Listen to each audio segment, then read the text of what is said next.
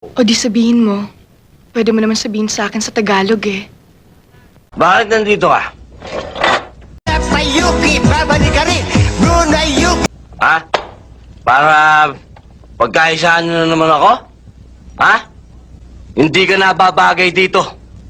Bagay ka dun!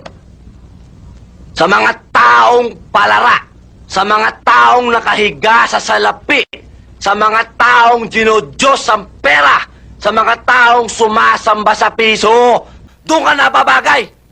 Wow naman! Wow! Wow! Hindi nyo kasi inisip ko ano yung mga nandito namin eh. Mga taong katulad kong mahihirap. Ha? Wala kayo nasa isip kundi pera, pera, pera. Wala ka. Wala kayo sinabi. Wala kayo sinabi. Mga manhid kayo. Mga taong bato. Wala. Oh my God! Wow! Kayo mahihirap! Hindi niyo naman sinasabi ko anong nararamdaman ninyo eh! Kaya hindi namin kayo maintindihan! Puro naman kayo complaints eh! Complaints, complaints. Igisa na naman yun ah.